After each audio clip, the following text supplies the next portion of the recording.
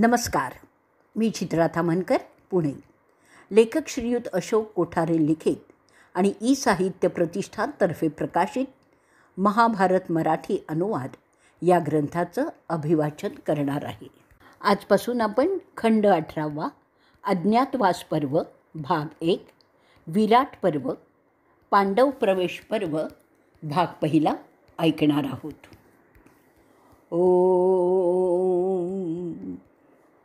असं बोलून नारायणाला आणि नराला वंदन करून, जे सर्व पुरुषात श्रेष्ठ आहेत, त्यानंतर देवी सरस्वतीला वंदन करून, त्यानंतर जय असा उद्घोष करून विराट पर्वाचं वाचन आपण करणार आहोत. परत एकदा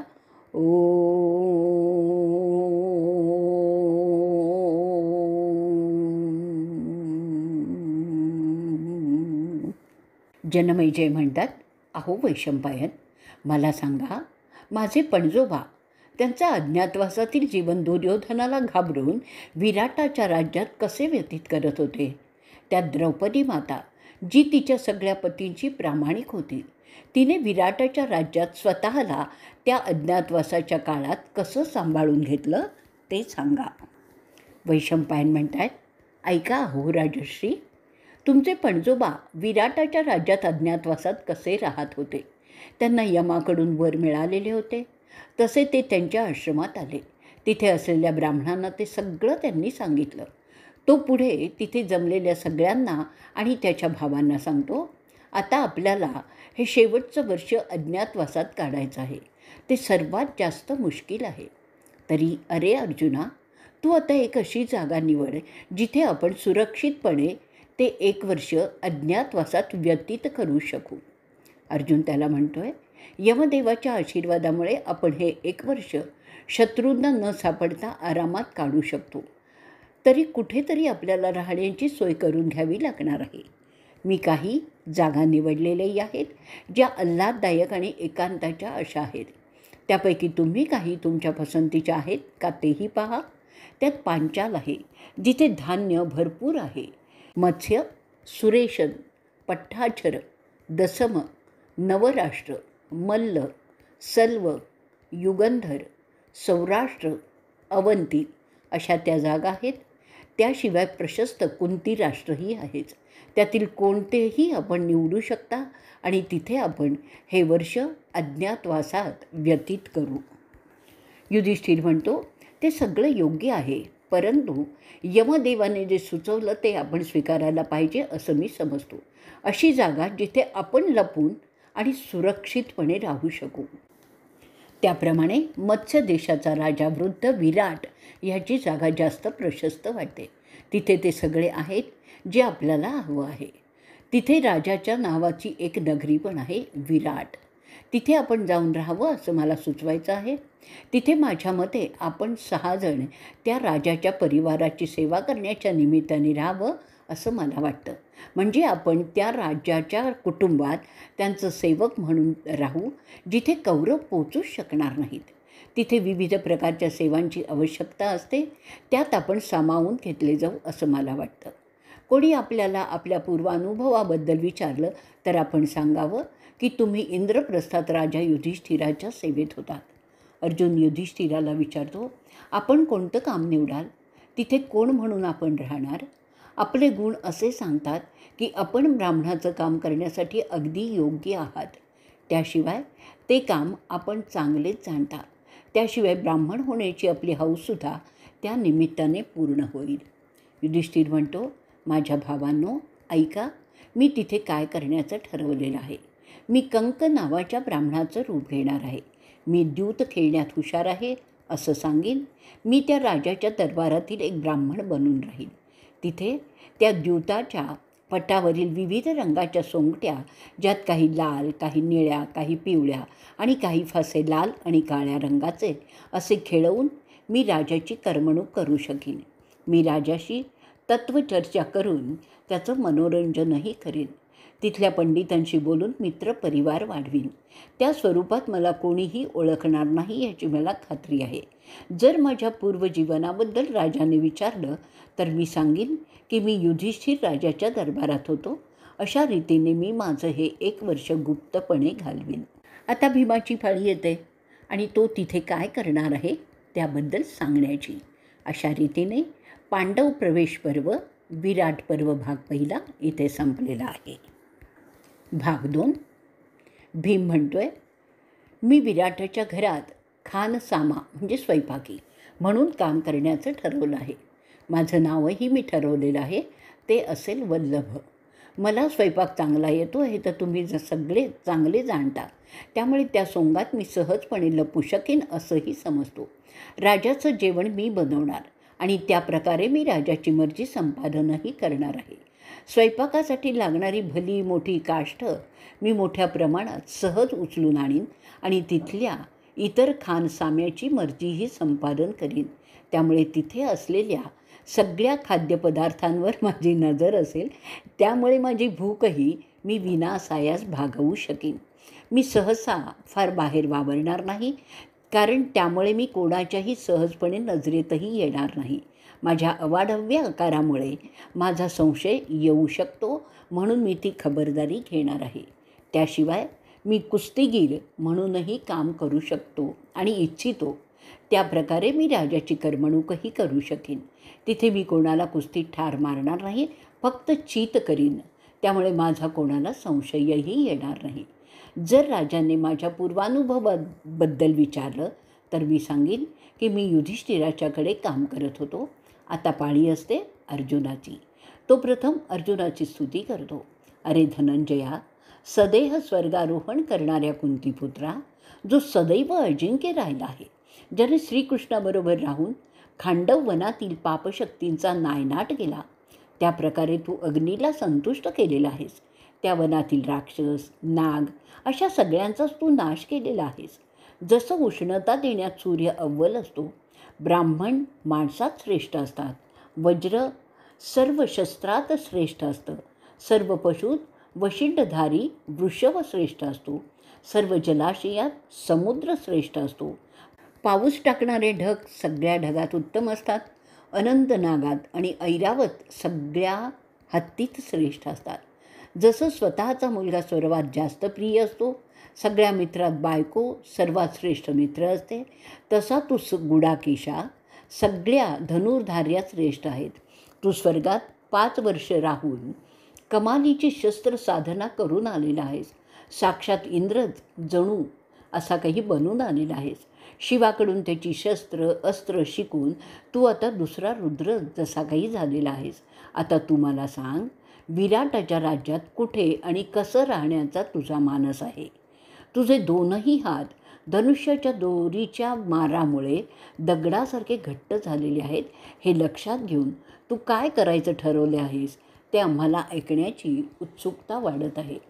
अर्जुन सांगतो, मी ठरवलं आहे की विराटाच्या दरबारात आणि नृत्यशाळेत एका नपुसकाची भूमिका करणार आहे. माझे हात जरी युद्धाच्या कामामुळे खराब झालेले असले तरी ते मी दोन्हीही हात भरपूर बांगड्या घालून झाकणार आहे. त्याशिवाय मला मी स्वर्गात असताना उर्वशीने जो शाप दिला होता तो आत्ता मला उपयोगी पडणार आहे. तुम्हाला मी सांगितलं आहे की मी जेव्हा स्वर्गात होतो तेव्हा माझा आणि आपल्या आज्जे पणजीचा संपर्क झाला होता. तेव्हा मी तिला माझी आज्जे पणजी म्हणून समजून तिचा सन्मान केला. तेव्हा रागावून तिने मला एक शाप दिला होता. तो वृत्तांत प्रथम मी तुम्हाला सांगतो, म्हणजे माझ्या योजनेला आपण चांगले समजू शकाल. ते असं झालं की मी तिला माझ्या आज्जे पणजी म्हटल्यावर तिचा म्हणजे उर्वशीचा राग आणखीनच वाढला. ती संतापाने थरथरू लागली. आपल्या भुवया उंच करून ती अर्जुनाला शाप देते. तो शाप असा आहे, अरे पार्था, तू तर माझा अव्हेर केला आहेस.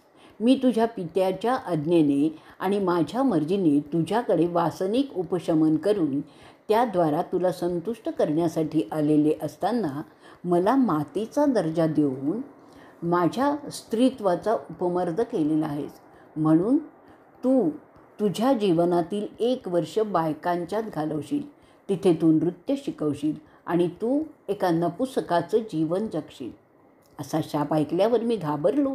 इंद्राला भेटून त्याबद्दल काय करायचं त्याची पृच्छा केली. तेव्हा तो माझा पिता मला म्हणाला. माझ्या पाठीवरून हात फिरवत तो देवांचा राजा त्याच्या मुलाला सांगतो, तुला तिने नपुसक ठरवलंय कारण तुझं तिला ह्या कारणाने नाकारणं ती मुळातच समजलेली नाही आहे. ती असं समजते की तू तिला नाकारलंस कारण तू वस्तुतः नपुसक आहेस, म्हणून तिने तुला असा शाप दिलेला आहे. परंतु तुला काळजी करण्याचं कारण नाही आहे. जेव्हा तुमच्या 13व्या वर्षी अज्ञातवासात तुम्हाला राहावं लागणार आहे, तेव्हा हे तुझं नपुसकपण उपयोगी येणार आहे.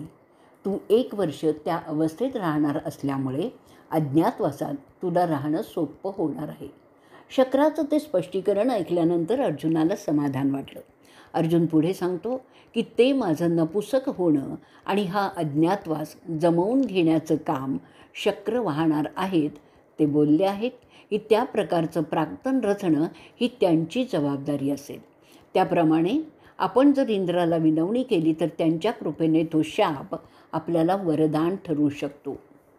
हे ऐकून सगळे पांडव आणि ब्राह्मण आनंदाने टाळ्या वाजवायला लागले. कुठल्या शापाचा कुठे कसा उपयोग होईल त्याचं बाबतच ते नवल करत होते.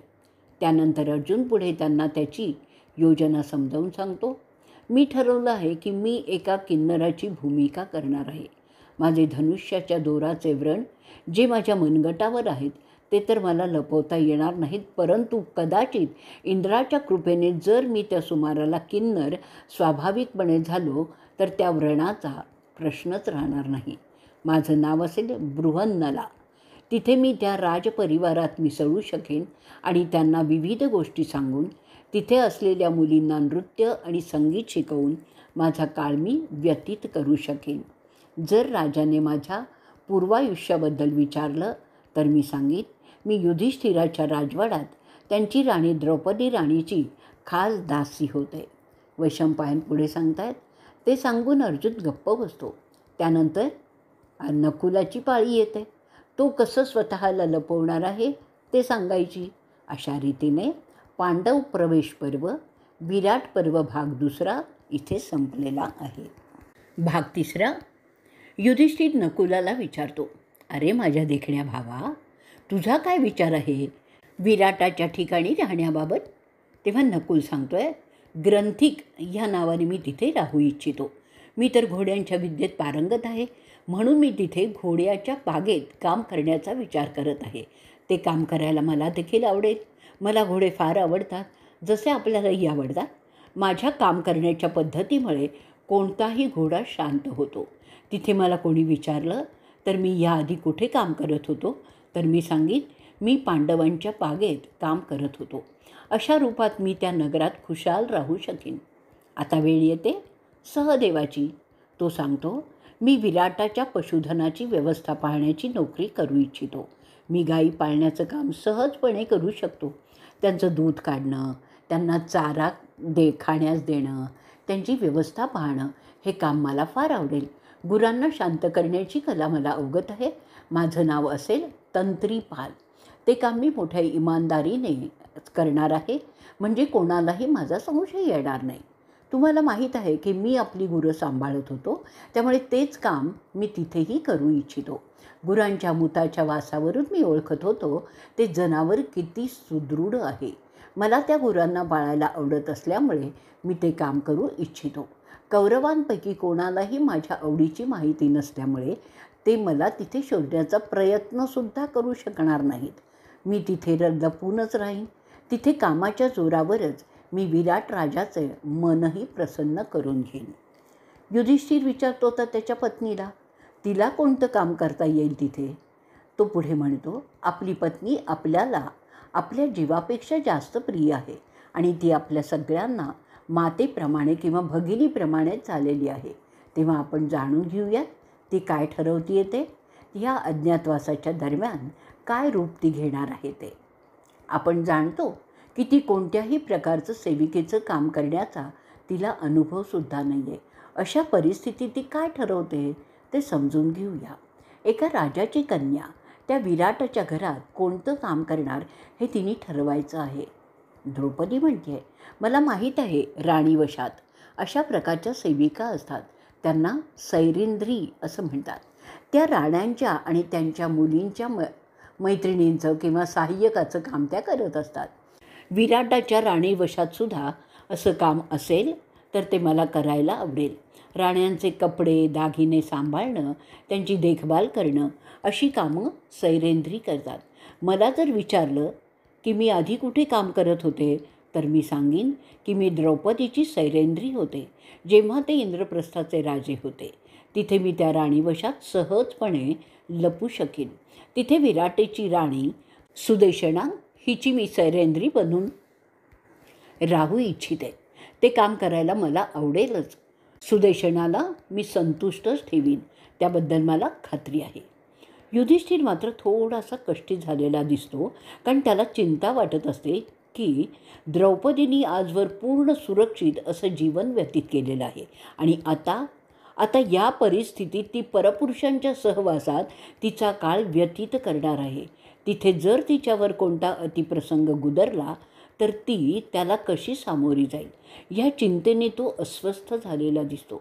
तो तिला विनंती करतो की त्या राणीवशातील पुरुषांच्या नजरा तुझ्यावर पडणार नाहीत, अशा प्रकारे ती राहील याची दक्षता तिने बाळगली पाहिजे. अशा रीतीने पांडव प्रवेश पर्व, विराट पर्व भाग 3 इथे संपलेला आहे. भाग 4. युधिष्ठिर पुढे सांगतो की आपल्या ठरल्याप्रमाणे आपण सगळेच आपापली कामं बिनतोड करणार आहोतच असं मी समजत आहे. तिथे आपण एकमेकांना ओळख न देण्याची खबरदारी मात्र बाळगली पाहिजे. तेव्हा आता आपले सगळे रथ, आपले पुरोहित, आपले ब्राह्मण आणि स्वयंपाकी द्रुपदाच्या घरी जातील. आपले अग्निहोत्र तिथेच तेवत ठेवण्याची व्यवस्था करायला पाहिजे. ते काम आपले ब्राह्मण करतील. इंद्रसेन आपल्या रिकाम्या गाड्या घेऊन द्वारकेकडे जातील. द्रौपदीच्या सगळ्या सेविकांनासुद्धा पांचालकडे जाण्यास सांगावं.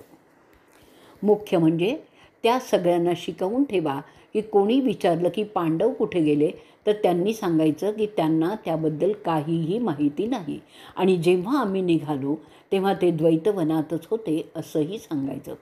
वैशंपायन पुढे सांगतायत, अशा रीतीने एकमेकांशी बोलून आणि सगळं ठरवून ते पांडव त्यांची प्रत्येकाची कामं समजून घेतात. त्यात त्यांचे पुरोहित धौम्य ऋषींचा ते सल्ला घेत असतात.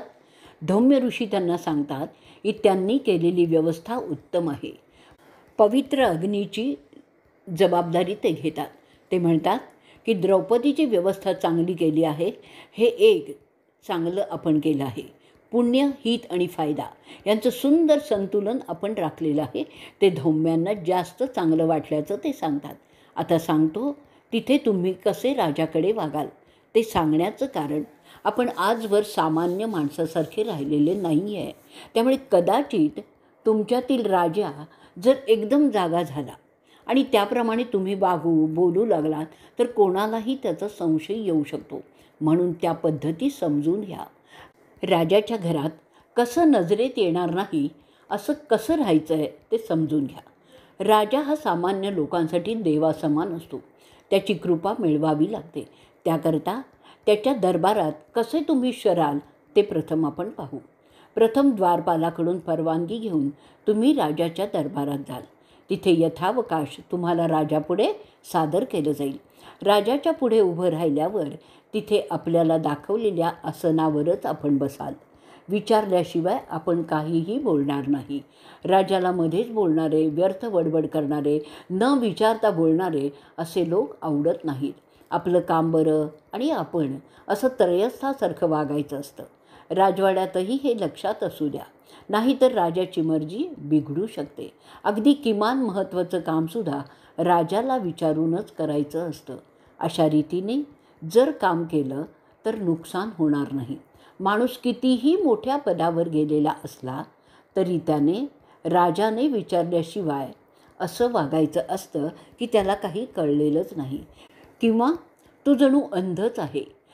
राजाचा मान राखण्यासाठी राजा त्याच्या मुलाबाळांना, नातवंडांना, भावंडांना सुद्धा क्षमा करत नाही.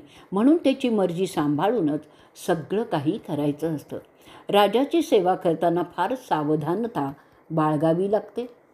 त्याचा मान राखला गेला पाहिजे. जसं अग्नीची काळजी घेतली जाते तशी त्याची काळजी घ्यायची असते. जर काही चुका झाल्या तर सर्वनाश होण्याची शक्यता असते. चांगला विचार करून मग राजापुढे आपलं मत मांडायचं असतं. जरी एखादा मुद्दा तापदायक असला तरी जर त्यात राजाचं हित आहे याची खात्री जर वाटत असेल तर तो मुद्दा राजापुढे जरूर मांडावा. आपले मुद्दे राजापुढे मांडताना त्यांची मांडणी खुबीने करावी, म्हणजे राजाला त्यात रस वाटेल. राजा जरी थोडासा दुर्लक्ष करतो आहे असं वाटलं तर त्याकडे जास्त ध्यान न देता आपली बाजू मांडत राहायची असते. जो राजाच्या विरुद्ध असलेल्यांची दोस्ती करतो त्यांनी राजाच्या कृपेची अपेक्षा करू नये. विद्वान माणूस राजाच्या उजव्या किंवा डाव्या बाजूस बसेल, राजाच्या मागे तो कधीही बसणार नाही, कारण ती जागा राजाच्या संरक्षकाची असते. राजाच्या समोर बसणं अयोग्य समजलं जातं. राजाने खोटं सांगितलं असं कधीही कोणालाही सांगू नये, कारण जे असं सांगतात त्यांच्यावर राजाची अवकृपा होत असते. राजापुढे आपल्या प्रौढीही दाखवू नये. जे स्वतःला विद्वान म्हणवतात त्यांना राजा भाव देतच नाही. तुम्हीही कसेही गुणी असा त्याची शेखी राजापुढे मिरवायचीच नसते. राजा जेवढं महत्त्व देईल त्यावर समाधान मानण्यातच शहाणपण असतं. संपत्ती आणि यश मिळवण्यासाठी राजाची कृपा आवश्यक असते. राजापुढे जास्त बोलायचं नसतं, जास्त हालचाली करायच्या नसतात. राजाने बोलायची परवानगी दिली तरच बोलायचं, नाहीतर गप्पच बसायचं असतं. त्याच्यापुढे जोरांनी हसायचं देखील नसतं, ते राजाला आवडत नाही. राजापुढे थुंकायचंही नाही.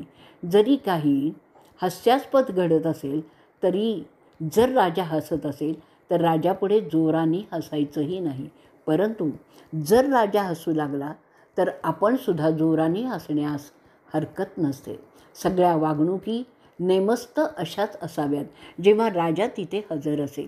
जो नियम राजाबाबत असतो तोच राणीबाबतही असतो. राजाकडून काही चुकीचं घडत असलेलं जाणवलं तरीही त्याची जास्त वाच्यता कोणाकडेही करायची नसते. त्या गोष्टींकडे दुर्लक्षच करायचं असतं. जो राजाच्या हिताचं पाहतो, जो कोणत्याही कृपेमुळे फार खुश किंवा नाराज होत नाही, असेच राजाच्या घरात राहण्यासाठी योग्य समजले जातात.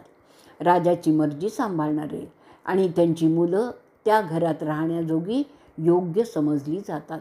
राजाची मर्जी घालवलेला जर त्यानंतरसुद्धा राजाविरुद्ध काही बोलत नसेल तर तो पुन्हा राजाच्या मर्जीत येऊ शकतो. ज्याला त्या राज्यात राहायचं आहे तो राजाविरुद्ध काहीही बोलणार नाही. जो दरबारी राजाविरुद्ध कारवाई करण्याचं ठरवतो तो कदाचित मारला जाऊ शकतो. कोणत्याही परिस्थितीत राजाच्या शत्रूशी तो संपर्क ठेवणार नाही. आपण राजापेक्षा जास्त हुशार आहोत असं दाखवणारा राजाच्या मर्जीत राहत नाही. जो राजाच्या सावलीसारखा असतो तोच राजाला आवडतो. तसा माणूस राजाच्या घरातच राहू शकतो. राजाने एखादं काम सांगितलं तर ते त्वरित करणाराच राजाला आवडतो आणि तो त्याच्याबरोबर राहू शकतो. राजाच्या वस्त्राची नक्कल करायची नाही. राजाच्या चुकांची चर्चा करायची नाही, त्या विसरायच्या असतात. राजघरातील लोकांची काही खास गुपितं असतात, ती जरी समजली तरी ती कोणाला सांगायची नसतात. राजाचं वस्त्र, त्याचे दागिने, गाडी, रथ वापरायला देतो ते आवर्जून वापरायचे असतात. त्यामुळे राजा खुश होत असतो. एवढं सांगितल्यानंतर ऋषी धौम्य पुढे म्हणतात, माझ्या मुलांनो, अशा रीतीने सर्व खबरदारी बाळगून तुम्ही त्या घरात राहणार आहात. त्या मार्गाने तुम्ही तुमचं राज्य पुन्हा मिळवणार आहात. युधिष्ठिर त्यावर म्हणतो, आपण आम्हाला चांगलं मार्गदर्शन केलं आहे. आपलं भलंच व्हावं अशा प्रकारे मार्गदर्शन आमच्या आईने आम्हाला दिलेलं होतं आणि आमचे काका आम्हाला असं सांगत असत. आत्ता आम्हाला अज्ञातवासात जाण्याची वेळ आलेली आहे. आमच्या या वर्षातील अज्ञातवासाच्या कामासाठी आणि नंतरच्या युद्धातील यशासाठी आम्हाला आपल्या शुभेच्छा हव्या आहेत. आपण आम्हाला त्या द्याव्यात.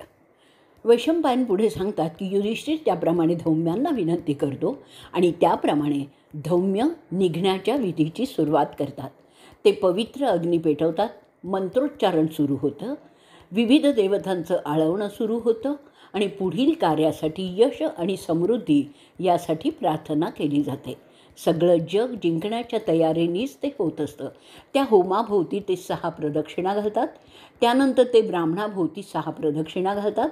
त्यानंतर धौम्य तो पवित्र अग्नी घेऊन इंद्रसेनाबरोबर पांचालकडे रवाना होतात. इतर मंडळी आधीच यादवांच्याकडे रवाना झालेली आहे. तिथे ते पांडवांच्या गोष्टींची देखभाल करत त्यांचा समय आनंदात घालवणार असतात. अशा रीतीने पांडव प्रवेश पर्व, विराट पर्व भाग 4 इथे संपलेला आहे. पांडव प्रवेश पर्व भाग 5. वैशंपायन सांगतात की पांडव त्यांची शस्त्र घेऊन यमुना नदीच्या दिशेने त्यांचा विराट नगरीकडील प्रवास सुरू करतात. आपलं गेलेलं राज्य मिळवण्यासाठी उत्सुक असलेले ते पंडूचे 5 पुत्र त्या निर्जन अरण्याचा त्याग करून मानव वस्ती असलेल्या प्रदेशाकडे जाऊ लागतात. यमुनेच्या दक्षिण किनाऱ्याकडून ते चालत असतात. गेली बरीच वर्ष ते अरण्यातून शिकार करण्यासाठी वावरतच होते. ते यक्री लोमा आणि सूरसेनावरून पुढे जातात. त्यांनी पांचाल प्रदेश आता मागे टाकलेला आहे. त्याच्या डावीकडे देसरनं येतं. पांडवांच्या दाढ्या आणि केस खूप वाढलेले असतात. त्यानंतर ते मत्स्य देशाच्या सीमेवर येऊन पोचतात. तिथे लोक त्यांना व्याध असल्याचं समजतात. एकदाचे ते मत्स्य देशात पोचतात. तिथे पोचल्यावर द्रौपदी युधिष्ठिराला विचारते, ते बघा, आपण पायवाट तयार असलेली पाहत आहोत आणि पलीकडे शेतही दिसत आहेत. म्हणजे आपण आपल्या अपेक्षित ठिकाणी पोचलेलो आहोत असं वाटतंय. कदाचित विराटाचं वसतिस्थान अजून दूर असावं. मी आणि आपण सगळे थकले आहोत, तेव्हा थोडी विश्रांती आता आपण घेतली पाहिजे. युधिष्ठिर तिला म्हणतो, अरे धनंजया, तू तुझ्या पत्नीला उचलून घे, कारण अजून आपल्याला बरंच अंतर काढायचं आहे. मी सुद्धा खरं तर फार थकलो आहे. हे क्षेत्र संपलं की विराटनगर सुरू होईल. वैशंपायन सांगतात, हत्तीच्या कळपातील प्रमुख हत्तीसारखा अर्जुन पुढे होता. त्यांनी द्रौपदीला उचलून घेतलं. तसे ते चालत असतात. थोड्याच वेळात ती विराटाची नगरी ते गाठतात. तेव्हा तो कृष्णाला खाली ठेवतो. तोवर तिचा थकवाही निघालेला असतो. ते एकदाचे नगरात प्रवेश करतात. ती भल्या पहाटेची वेळ असते. अजून झुंजूमुंजूही असतं. युधिष्ठिर विचारतो, आता बोला, आपण आपली शस्त्र आणि अस्त्र कुठे ठेवायची? शहरात शिरण्याआधी ती आपल्याला लपवावी लागणार आहेत. जर आपण या शस्त्रांसह नगरात शिरलो तर निश्चितच त्याची चर्चा होईल आणि ते काही आपल्याला परवडणारं नाही आहे. आपली शस्त्र नेहमीपेक्षा वेगळी आणि मोठी आहेत, म्हणून ती कुणाच्याही नजरेत येतील. तुझं गांडीव तर किती भारी भक्कम आहे हे तुलाच माहिती आहे. अशामुळे आपण सहज पकडले जाऊ. तसं झालं तर तुला माहीत आहे काय होईल ते. नगराबाहेर उंच पहाडावर एक शमीचा प्रचंड वृक्ष आहे. त्याच्या खोडात एक भलं मोठं विवर आहे. विवर मी पाहिलेलं आहे. जुन्या वटलेल्या झाडामध्ये खड्डा एक असतो किंवा त्याला डोली असंही म्हणलं जातं. असो, त्यामध्ये ही सगळी शस्त्र सामावतील असं मला वाटतं. तिथे जर ती ठेवली तर कुणालाही समजणार नाही, कारण तो प्रदेश निर्जन आहे. त्या भल्या मोठ्या झाडावर चढणं देखील काही सोपं नाही आहे. तिथे वर चढून मी माझी आणि आपली सगळ्यांची शस्त्र लपवून ठेवू शकून. त्या वृक्षाच्या परिसरात हिंस्त्र श्वापदांचाही संचार असतो. जहरी नाग आहेत हेही मी पाहिलेलं आहे. तिथेच ती शस्त्र ठेवता येतील. तिथे जर आपली शस्त्र ठेवली तर मला नाही वाटत की काही काळजी करावी लागेल. युधिष्ठिर त्याला मान्यता देतो. मग ते सगळे त्यांची शस्त्र त्या उंच झाडावर ठेवतात. अर्जुनाला अनेक युद्ध जिंकवणारं गांडीवसुद्धा त्यातच असतं. त्याशिवाय युधिष्ठिर त्याच्या मंत्र सामर्थ्याने ती जागा कोणाच्याही लक्षात येणार नाही असं करतो. पांचालाच्या आणि सिंधच्या लढ्यात मोठं काम केलेलं भीमाचं धनुष्यसुद्धा त्यातच असतं. त्याचप्रमाणे नकुलसुद्धा त्याचं धनुष्य, ज्याच्या मदतीने त्याने अनेक लढाया राजसूय यज्ञाकरता खंडणी मिळवण्यासाठी यशस्वीपणे लढलेल्या होत्या, ते सुद्धा तिथे ठेवलं जातं. सहदेवसुद्धा त्याची शस्त्र जी त्यांनी वापरलेली होती दक्षिणेच्या स्वारीत तिथे ठेवण्यासाठी देतो. ती सगळी शस्त्र ते चांगली घट्ट बांधून ठेवतात, अशी की पावसात ती खराब होणार नाहीत. त्यानंतर त्यावर ते असं एक झाकण घालतात की सहसा कोणालाही ते काढता येणार नाही. आणि आपली सगळी शस्त्र सुरक्षित आहे ह्याची त्यांनी खात्री पक्की केली आणि नंतर ते सगळे त्या भल्या मोठ्या आपट्याच्या झाडावरून खाली उतरतात. तिथे कोणी चढू नये म्हणून ते एक वाटेत मिळालेलं प्रेत आणतात, तिथे टांगून ठेवतात. कोणी गुराखी त्यांना विचारतो की हे काय टांगलेलं आहे, तर ते त्याला सांगतात की आमची म्हातारी मेलेली आहे, तिचं वय 140 होतं आणि आमच्या रिवाजानुसार आम्ही तिचं प्रेत तिथे शमीच्या वृक्षावर टांगून ठेवलेलं आहे, म्हणजे तिच्या आत्म्याला शांती मिळेल. अशा रीतीने सगळी व्यवस्था केल्यानंतर ते 5 जणं नगरात प्रवेश करतात. युधिष्ठिर त्याच्या भावाला म्हणजे भीमाला जवळ घेऊन विनंती करतो. पुढे त्याने त्याचा क्रोध आवरूनच राहिलं पाहिजे. जर त्याच्या क्रोधामुळे त्याचं बिंग फुटलं तर सगळाच खेळ संपेल.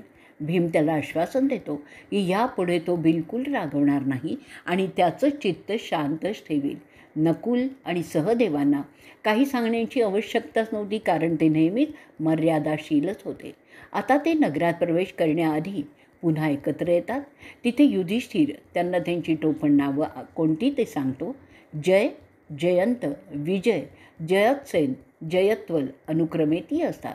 13वं वर्ष सुरू होणार असतं आणि त्या सुमाराला ते विराटाच्या राज्यात गेलेले असतात. त्यांना माहिती असतं की आता कौरव त्यांच्या हेरांच्या मदतीने त्यांना हुडकण्यास सुरुवात करणार आहेत. अशा रीतीने पांडव प्रवेश पर्व, विराट पर्व भाग 5 इथे संपलेला आहे.